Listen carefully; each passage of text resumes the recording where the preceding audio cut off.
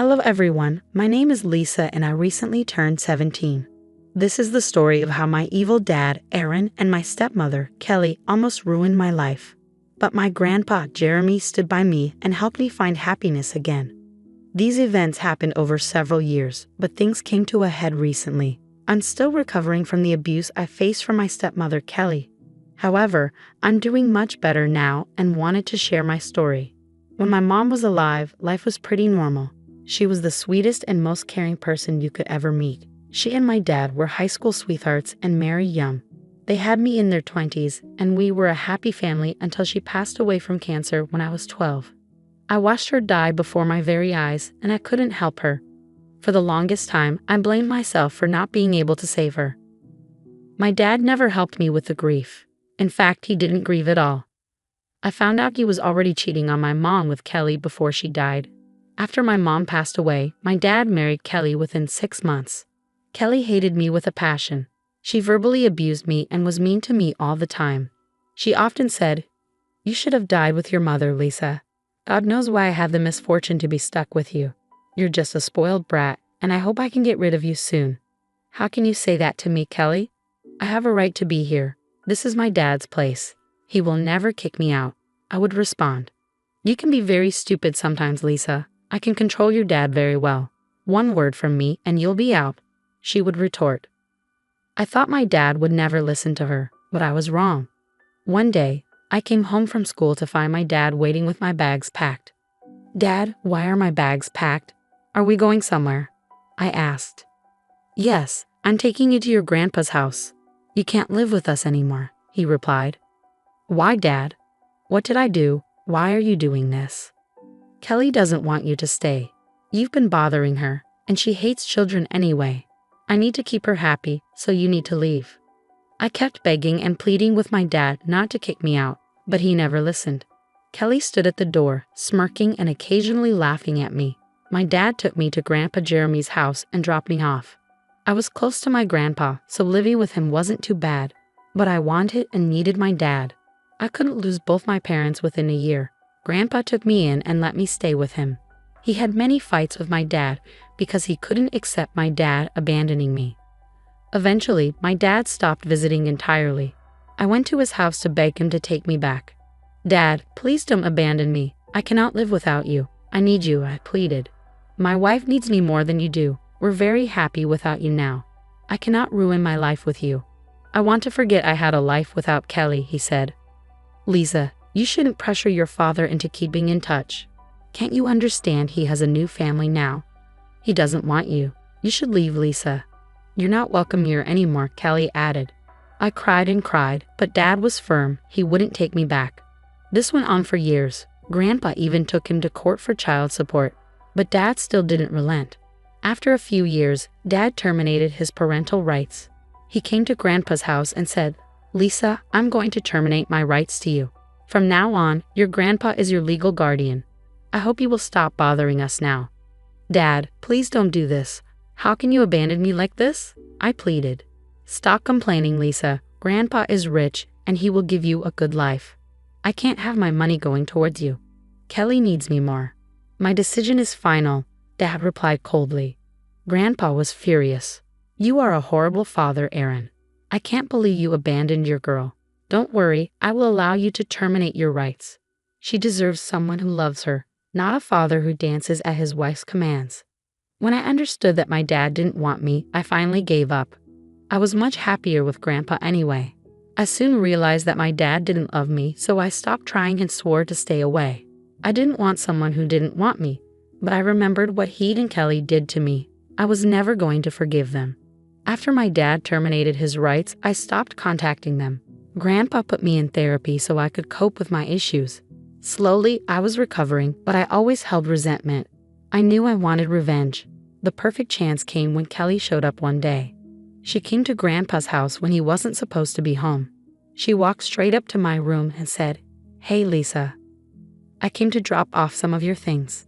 They were in the attic. Now that you are not Aaron's child anymore, I don't want to keep any memories of you. Thanks for bringing them to me, Kelly. I hope you and Dad have a good life now. You finally have what you always wished for. I won't bother you anymore," I replied. Oh, I'm pretty happy already, Lisa. I also hope you forget your inheritance. I don't want you to have any expectations. Aaron won't give you anything, and I won't let him give you anything either, Kelly sneered. What inheritance are you talking about, Kelly? I'm very confused. Dad doesn't have anything of significance, I said. Well, your dad doesn't have anything, but your grandpa does. He'll be giving Aaron all his assets when he passes. It won't be long now. You know your grandpa Jeremy is old. Once he dies, you will be evicted from this house as well, Kelly declared smugly. And who the hell told you that, Kelly? I asked. Your dad, of course. He is the one and only heir of Jeremy's assets. You're just a girl, so you won't be getting anything. Besides, I doubt you will even be of age when Jeremy dies. We might let you stay here till you are 18. But after that, you will be kicked out, she spat. I heard her words and simply laughed. Her expectations from Grandpa were hilarious. She had no idea that Grandpa Jeremy hated her. Just because he was civil to her didn't mean he approved of her schemes. I knew that if Grandpa heard Kelly's words, he would be enraged, so I had planned to get my revenge on Kelly and Dad. Grandpa was quite present in the house and had been listening to our conversation. When Kelly finally stopped talking about her dream inheritance, he stepped into the room. What is going on over here, Kelly? I think I told you not to bother my granddaughter in my house, Grandpa said sternly. She was telling me how I am a spoiled child and should be punished for it. She was also telling me how I shouldn't expect any inheritance and that she would kick me out of this house once it's theirs, I explained. Grandpa glared at Kelly. I have also warned you not to talk crap to Lisa. And why on earth do you think you will get the house, Kelly? Who gave you the impression that I will leave you anything? Maybe you won't give me anything, but you will give your assets to Aaron, right? He is your one and only son, Kelly replied, clearly confused. Grandpa Jeremy laughed at that very comment. Even he could see how clueless Kelly was. Both Grandpa and I started laughing hysterically. Kelly looked annoyed and confused. Why are you two laughing at me? I didn't say anything wrong. Aaron is Jeremy's son and should get everything, including this house. Grandpa sighed. You have some wild expectations, Kelly. I knew you married my son for his money. I also know Aaron tricked you into thinking he will ultimately own all of my assets. He wasn't wrong then, but he is now. What do you mean? Nothing has changed. He will still get all your assets as his inheritance, Kelly insisted. Here's some news for you, Kelly. Aaron won't be getting any of my assets. He has shown exactly how much of a worthless idiot he is. I won't leave him anything of value. I have someone else in mind for that. No, that can't be true. You are bluffing. There is no way you will give your inheritance to someone else. You will give your assets to your own blood, Kelly said, growing more agitated. I do have several options, Kelly, and I have already decided who will get all of my assets, so it's time for you to stop dreaming and start working, because once I am gone, you will be the one who becomes homeless. You can't do that to us. Nothing is set in stone. Just wait until Aaron hears about this. This is not the end of our discussion, Kelly fumed as she stormed out of Grandpa's house. Grandpa sighed and looked at me. We both knew that another confrontation was inevitable. Kelly would tell Dad about our conversation, and both of them would come back to demand their share of the inheritance. Grandpa Jeremy was prepared. He wasn't anxious about the confrontation. Instead, he looked serious and ready. I was just waiting for my revenge. As we predicted, Kelly and Dad showed up at the house in the evening. Dad had to leave work early and drive to Grandpa's house, clearly showing how important the inheritance was to them. Kelly smirked at me and patted Dad on the back. Grandpa Jeremy just silently waited for them to speak. Dad, looking furious, began. What the hell am I hearing, Dad? You told Kelly that you won't leave me anything. That's right, you won't be getting anything of value. In fact, I doubt it will even qualify as an inheritance. You can't do that to me. I am your son, your one and only heir. I deserve all your assets. How can you say you won't leave me anything? I won't leave you anything because you have turned out to be a vile and selfish person.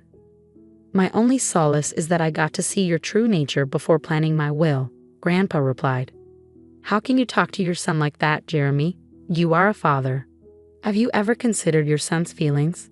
Kelly interjected. Has Aaron ever considered Lisa's feelings? Why should I show fatherly love to someone who doesn't even look after his own daughter? That is a separate issue, Dad. It has nothing to do with my inheritance. I don't even understand why Lisa is here in this discussion. She does not need to be here. Grandpa told me to be here, Dad. I have no interest in inheritance discussions. I have no expectations from anyone about anything. Lisa has every reason to be here, Aaron. She might not be your daughter anymore, but she is still my granddaughter. Lisa is here because she is the one who will inherit all my assets. Everyone was stunned by Grandpa's words. I was shocked but stayed silent. However, Dad and Kelly blew up at Grandpa. You can't be serious, Jeremy. Lisa is just a child, and she is a girl. She has no right to inherit all your assets. Your son should get everything, Kelly insisted. Dad, how can you do this to me? What has Lisa done that I haven't? You are choosing Lisa over your son, Dad shouted.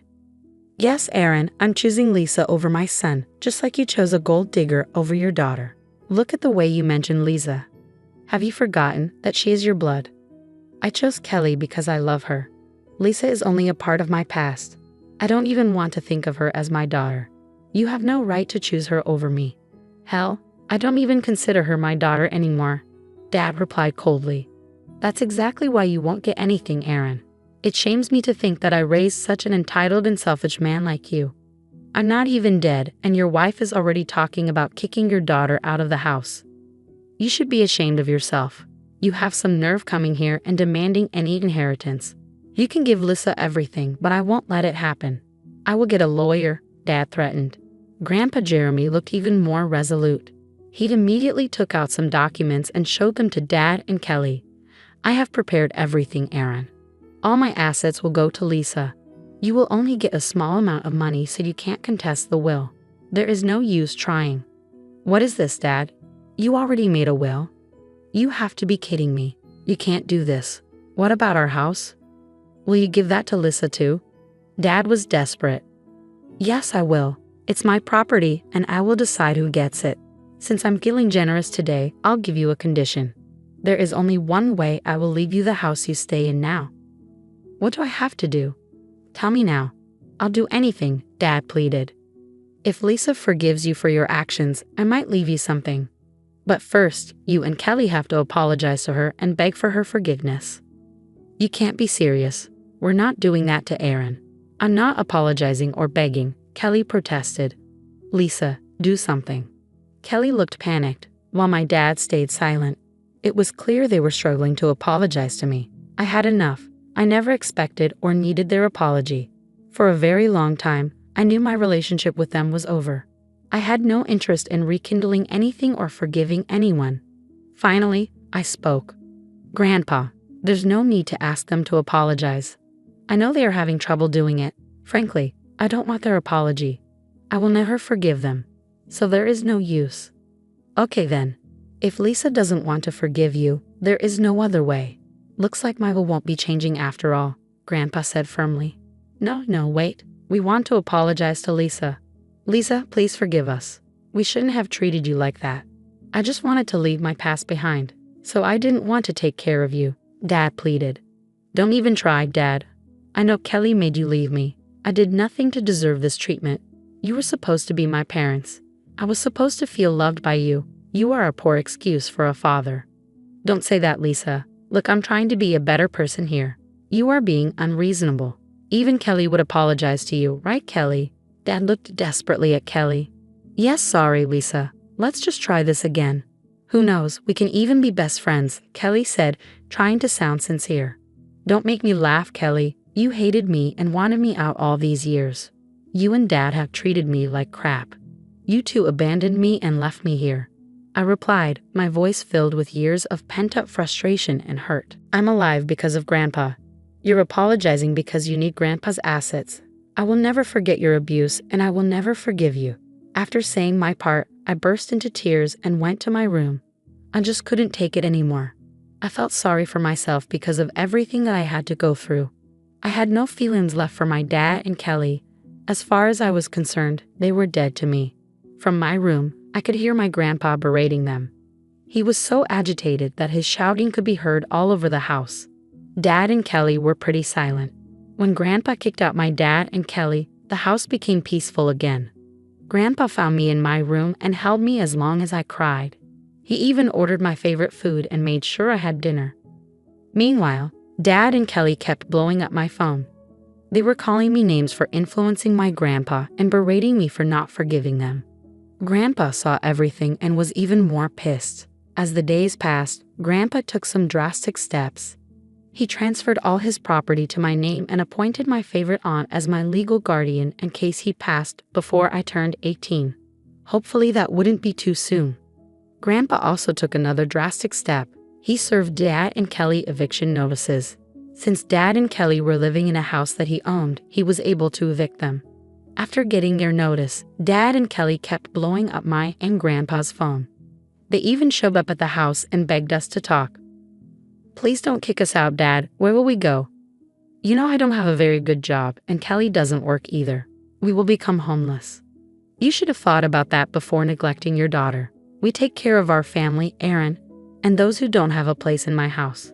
Besides, I'm all set to transfer the house to Lisa, so it's up to her now. Lisa, please don't do this to us. Talk to your grandpa and tell him to reconsider.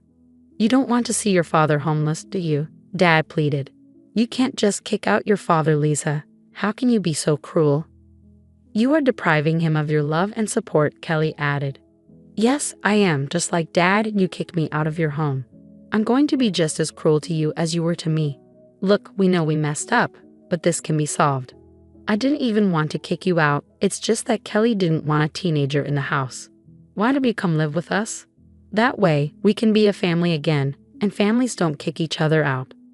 I don't consider either of you to be my family. You've already terminated your rights as a parent, Dad. You left me to Grandpa because you wanted to concentrate on your new family. Kelly became your priority over me. You did everything Kelly wanted. This is on you and Kelly for being such an evil stepmother. Don't ever contact me again.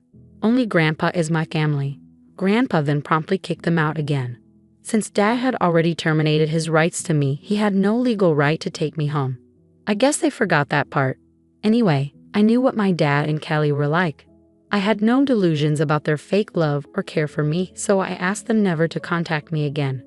Grandpa also supported the decision and told me to stay away. Months passed, and Grandpa said Dad and Kelly were kicked out as usual. I recently turned 17 and celebrated the milestone with my grandfather.